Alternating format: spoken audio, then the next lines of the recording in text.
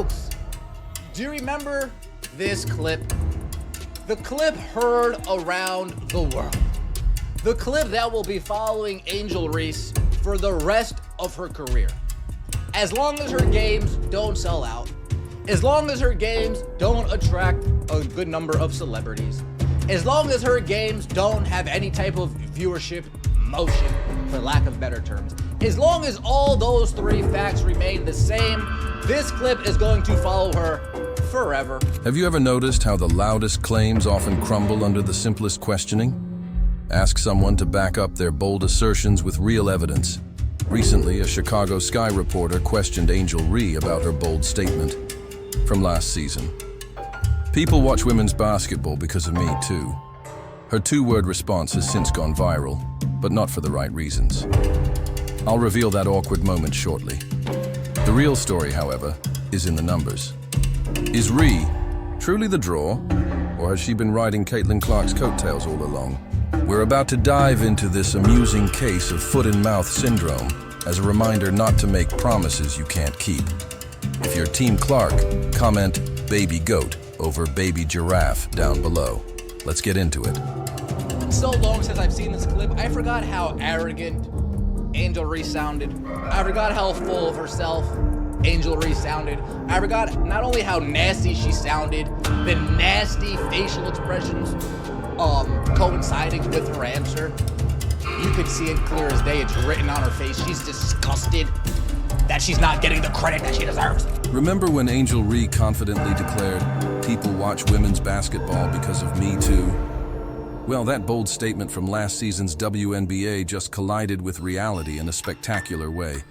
Looks like the phrase, "reality is coming," was actually meant for Angel Reese. Sorry, young lady. Nobody knows who you are. Nobody would be watching the WNBA additionally for you. This is all about Caitlin Clark. Caitlin Clark is bringing the money to the game, the planes to the game, the TV viewership. The WNBA is on fire because of Caitlin Clark. At the peak of her rivalry with Caitlin Clark, Reese positioned herself not just as a top player, but as a magnet for viewership. After LSU's victory over Iowa a couple of years ago, Reese didn't just step into the spotlight, she owned it, claiming she was just as responsible for the record-breaking viewership as Clark. The message she crafted was unmistakable. Women's basketball needed both of them equally.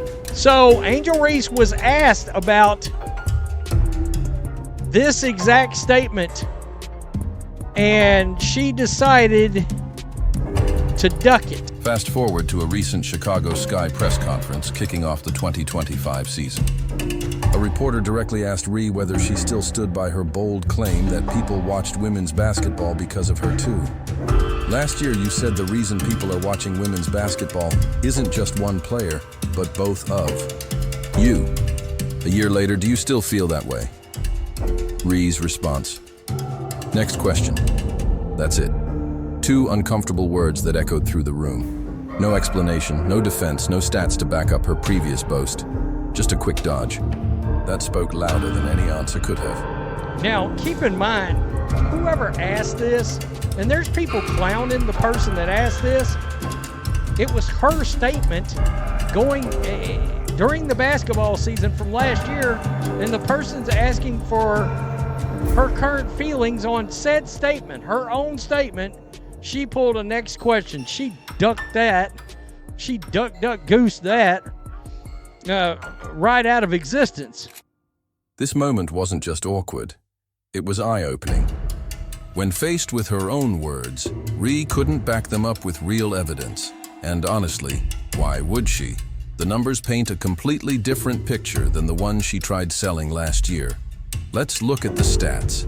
Last season, the Chicago Sky's average home attendance was just 8,000 fans per game.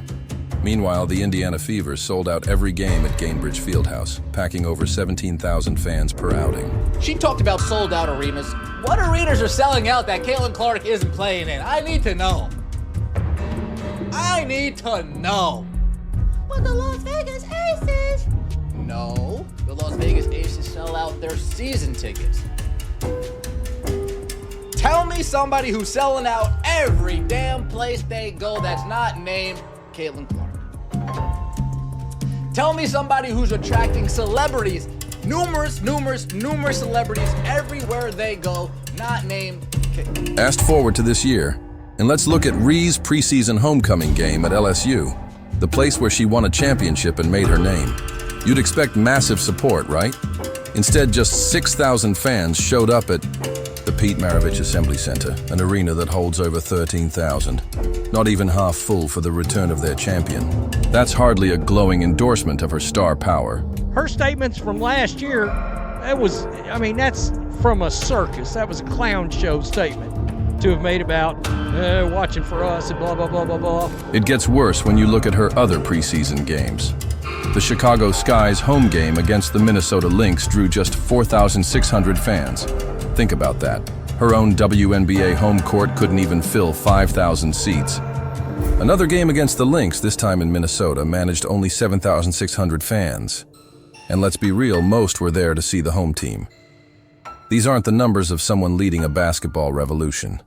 They're the attendance figures of any ordinary WNBA game.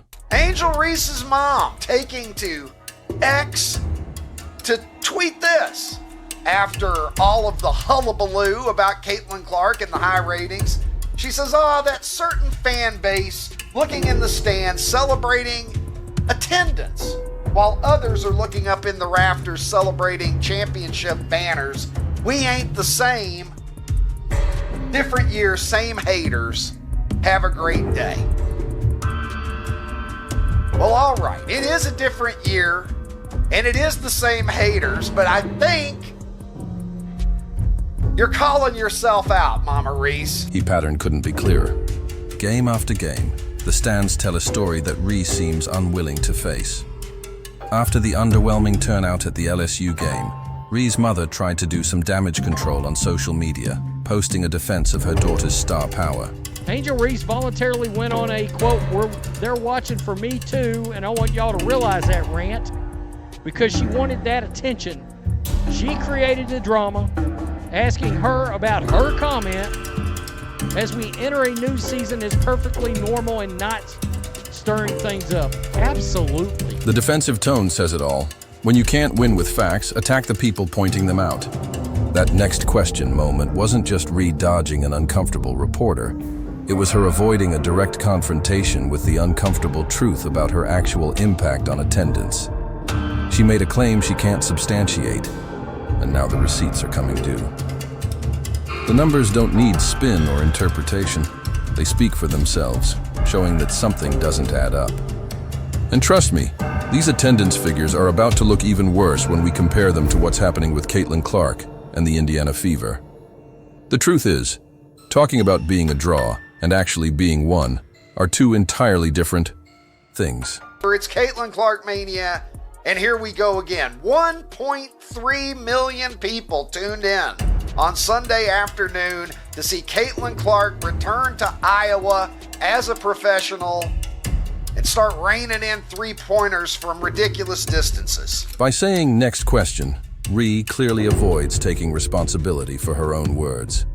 While she dodges questions about her impact, Caitlin Clark doesn't need to say a thing.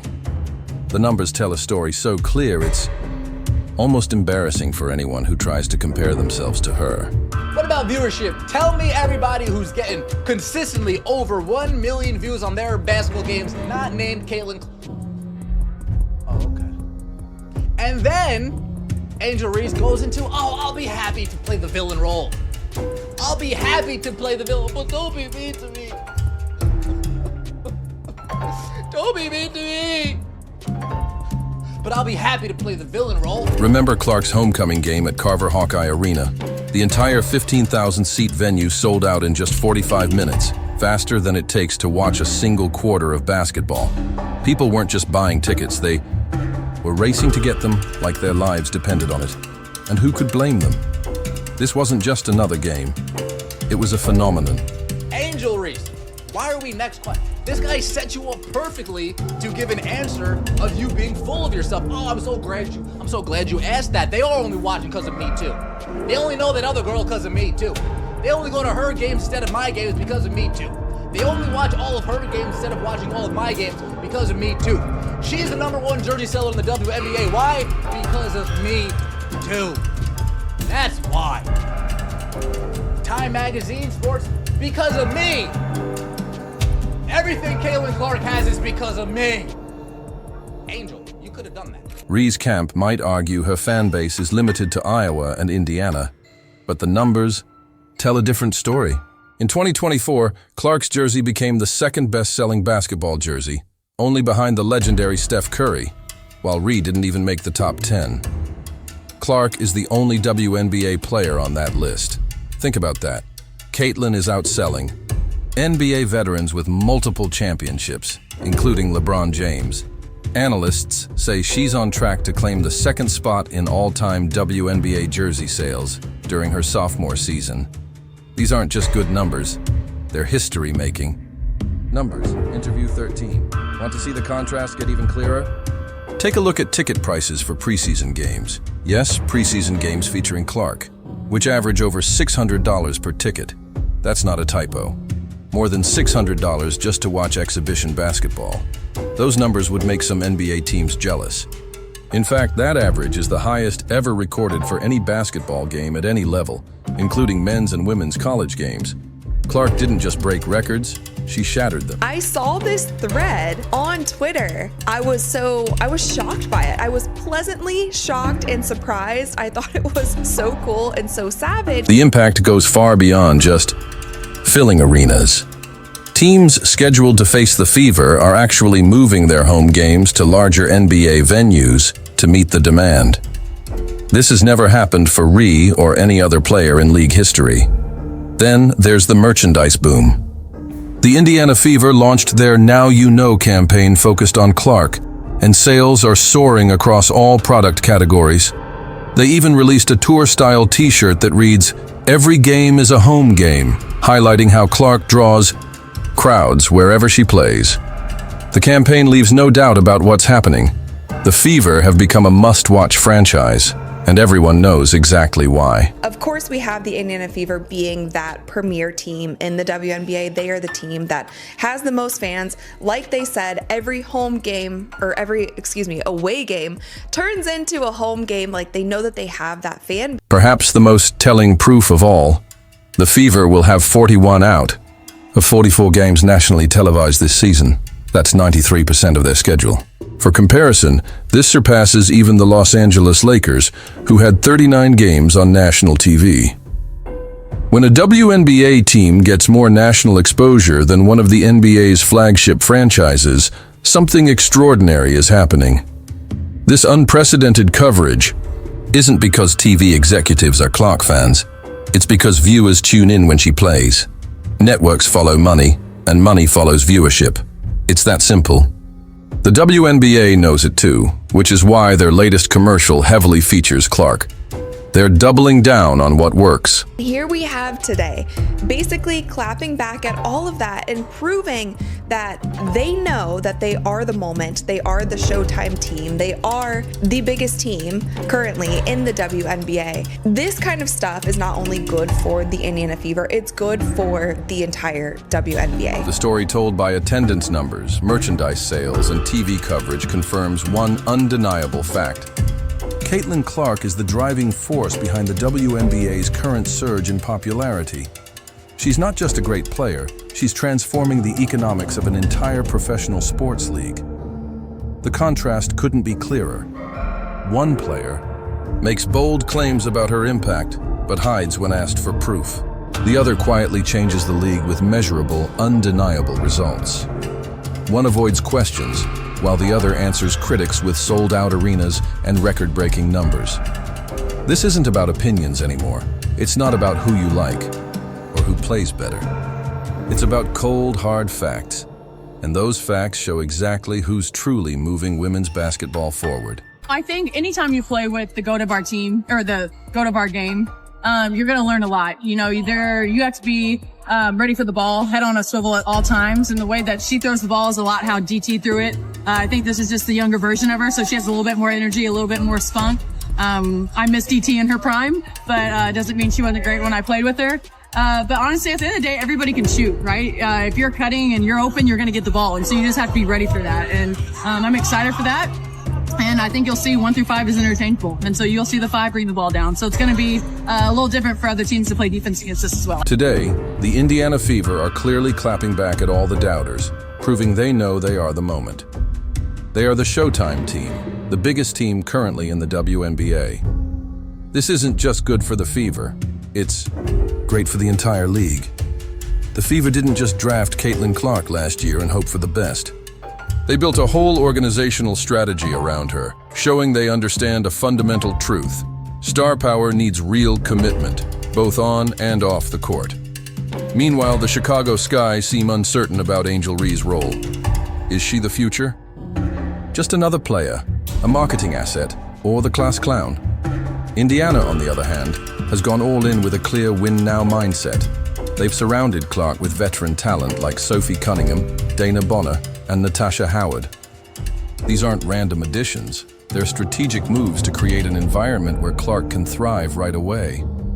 Cunningham even compared Clark to a young Diana Taurasi, saying her game is spicier, flashier, and somehow even more dangerous. That's not just teammate praise. It's recognition of genuine star power from someone who knows what that looks like. The Fever understood something crucial. Drafting a superstar isn't enough. Did Caitlin Clark make Angel Reese point at the ring finger back at LSU? Did Caitlin Clark make Angel Reese hop up off the bench like a member of Cobra Kai when Kennedy Carter cheap-shotted Caitlin? Does Caitlin Clark make Angel Reese complain about everything? She can't afford to pay her rent. She can't do this. She can't do that. A lot of whining. But then all of the narcissistic comments at the same time, and maybe she comes by it honest. This strategic approach highlights the gap between the Fever and Sky organizations. The Fever understand that true star power must be backed by organizational commitment and on-court success. You guy can't just put a player on billboards and expect attendance to soar. You need to win games, build chemistry, and create something fans want to be part of. Adding veteran winners alongside young stars like Aaliyah Boston, Lexi Hull, and Kelsey. Mitchell has created a perfectly balanced roster designed to compete right away, not just sell tickets. The message is clear. We're not waiting 3 years to be good. We're trying to win now. That's how you capitalize on momentum, by giving fans something to cheer for beyond just one player. This approach stands in sharp contrast to Chicago's more passive strategy with Ree. The Sky seem unsure whether to build around her or treat her as just another player. There's no clear vision for how Ree fits into their long-term plans, and no bold moves to surround her with complementary talent. It's the difference between a franchise with direction and one that's merely reacting. For May the 17th in Indianapolis, Indiana, when the season is going to be kicked off with the Ali Frazier of our generation. Caitlin Clark hosting the Chicago Sky and Angel Reese. The Indiana Fever at Gamebridge Fieldhouse in Indianapolis. The truth is crystal clear by now.